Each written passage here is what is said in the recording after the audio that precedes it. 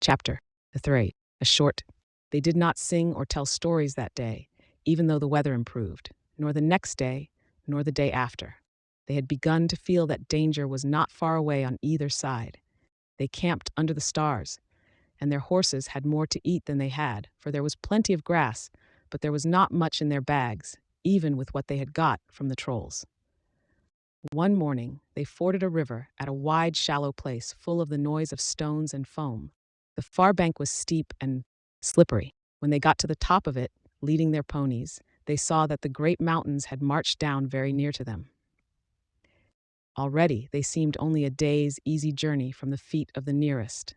Dark and drear it looked, though there were patches of sunlight on its brown sides, and behind its shoulders, the tips of snow peaks gleamed. "Is that the mountain?" asked Bilbo in a solemn voice, looking at it with round eyes. He had never seen a thing that looked so big before. "Of course not," said Balin. "That is only the beginning of the Misty Mountains, and we have got to get through, or over, or under those somehow, before we can come into Wilderland beyond. And it is a deal of a way even from the other side of them to the lonely mountain in the east, where Smaug lies on our treasure." "Oh," said Bilbo, and just at that moment he felt more tired than he ever remembered feeling before. He was thinking once again of his comfortable chair before the fire in his favorite sitting room in his hobbit hole, and of the kettle singing. Not for the last time. Now Gandalf led the way. "We must not miss the road, or we shall be done for," he said. "We need food for one thing, and rest in reasonable safety. Also, it is very necessary to tackle the Misty Mountains by the proper path, or else you will get lost in them, and have to come back and start at the beginning again, if you ever get back at all." They asked him where he was making for, and he answered, "You are come to the very edge of the wild, as some of you may know. Hidden somewhere ahead of us is the fair valley of Rivendell, where Elrond lives in the last homely house. I sent a message by my friends, and we are expected." That sounded nice and comforting, but they had not got there yet, and it was not so easy as it sounds to find the last homely house west of the mountains. There seemed to be no trees and no valleys and no hills to break the ground in front of them, only one vast slope going slowly up and up to meet the feet of the nearest mountain, a wide land the color of heather and crumbling rock, with patches and slashes of grass green and moss green showing where water might be. Morning passed, afternoon came, but in all the silent waste there was no sign of any dwelling. They were growing anxious, for they saw now that the house might be hidden almost anywhere between them and the mountains. They came on unexpected valleys, narrow with steep sides, that opened suddenly at their feet, and they looked down surprised to see trees below them and running water at the bottom. There were gullies that they could almost leap over, but very deep, with waterfalls in them. There were dark ravines that one could neither jump over nor climb into. There were bogs, some of them green, pleasant places to look at, with flowers growing bright and tall. But a pony that walked there with a pack on its back would never have come out again. It was indeed a much wider land from the ford to the mountains than ever you would have guessed. Bilbo was astonished. The only path was marked with white stones, some of which were small, and others were half covered with moss or heather. Altogether, it was a very slow business following the track, even guided by Gandalf, who seemed to know his way about pretty well. His head and beard wagged this way and that as he looked for the stones, and they followed his lead. But they seemed no nearer to the end of the search when the day began to fail. Tea time had long gone by, and it seemed supper time would soon do the same. There were moths fluttering about, and the light became very dim, for the moon had not risen. Bilbo's pony began to stumble over roots and stones. They came to the edge of a steep fall in the ground, so suddenly that Gandalf's horse nearly slipped down the slope. "Here it is at last," he called, and the others gathered round him and looked over the edge. They saw a valley far below. They could hear the voice of hurrying water in a rocky bed at the bottom.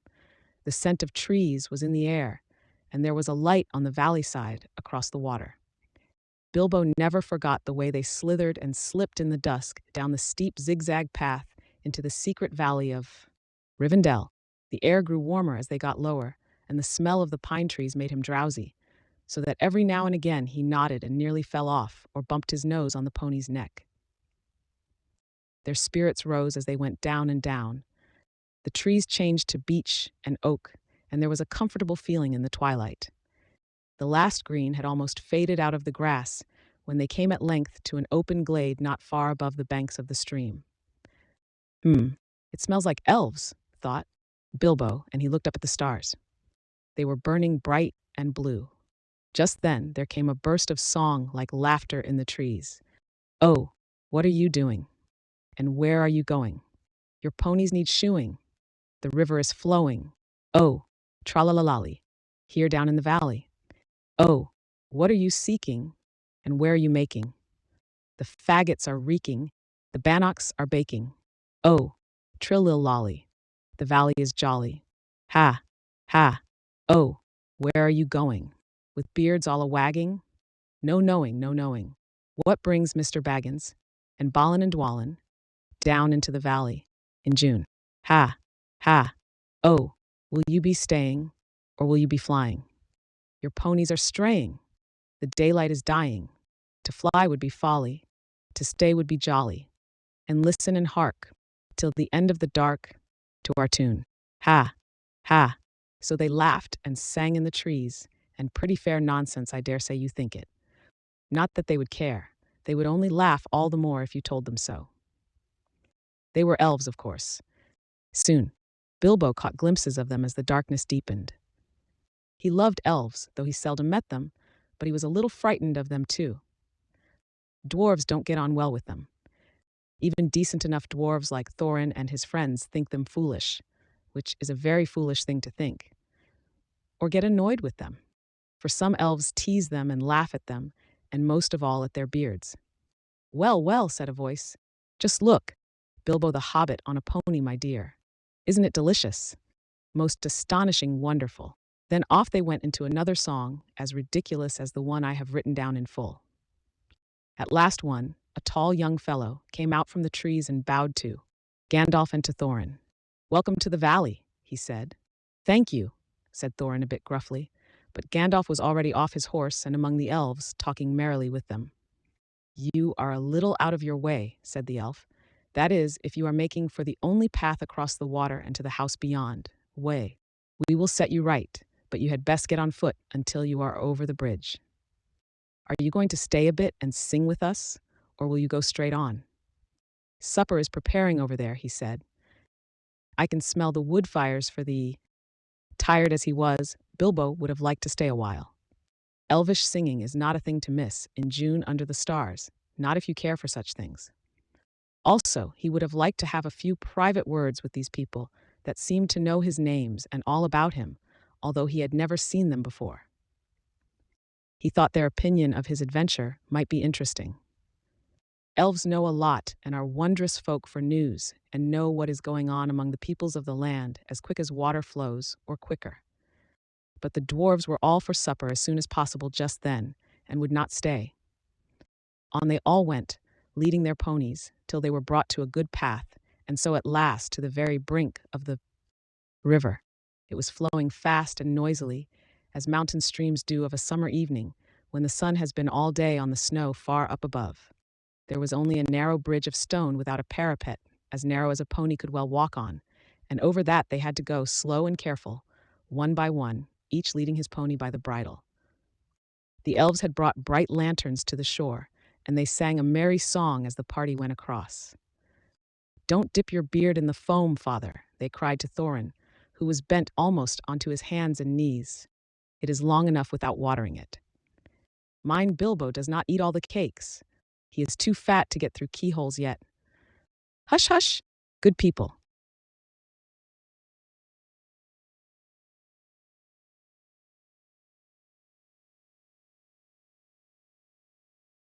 "Night," said Gandalf, who came last.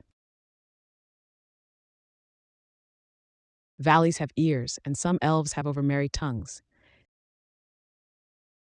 Good night."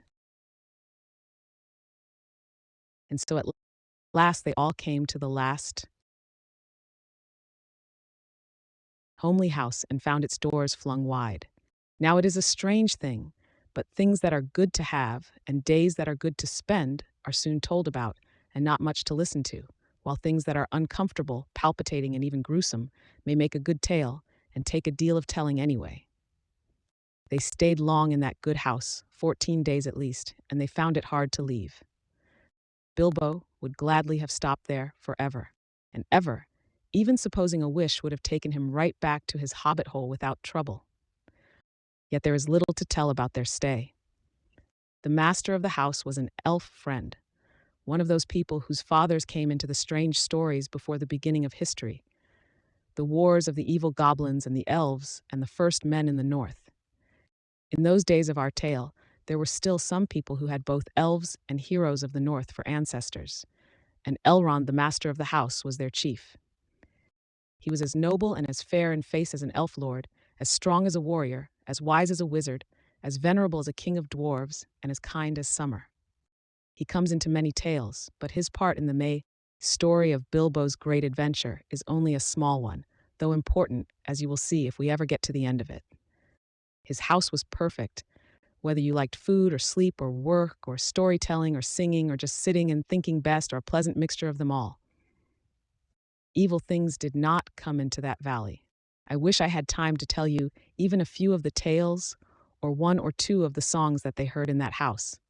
All of them, the ponies as well, grew refreshed and strong in a few days there. Their clothes were mended, as well as their bruises, their tempers, and their hopes. Their bags were filled with food and provisions light to carry, but strong to bring them over the mountain passes. Their plans were improved with the best advice. So the time came to Midsummer Eve, and they were to go on again with the early sun on midsummer morning. Elrond knew all about runes of every kind. That day he looked at the swords they had brought from the troll's lair, and he said, "These are not troll make. They are old swords, very old swords of the high elves of the west, my kin. They were made in Gondolin for the goblin wars. They must have come from a dragon's hoard or goblin plunder, for dragons and goblins destroyed that city many ages ago. This Thorin, the rune's name Orcrist, the goblin cleaver in the ancient tongue of Gondolin. It was a famous blade. This Gandalf was Glamdring foehammer that the king of Gondolin once wore. Keep them well. Whence did the trolls get them, I wonder?" said Thorin, looking at his sword with new interest. "I could not say," said Elrond, "but one may guess that your trolls had plundered other plunderers, or come on the remnants of old robberies in some hold in the mountains. I have heard that there are still forgotten treasures of old to be found in the deserted caverns of the mines of Moria since the dwarf and goblin war." Thorin pondered these words. "I will keep this sword in honor," he said. "May it soon cleave goblins once again. A wish that is likely to be granted soon enough in the mountains," said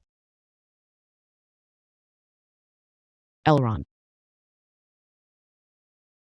"But show me now your map." He took it and gazed long at it, and he shook his head, for if he did not altogether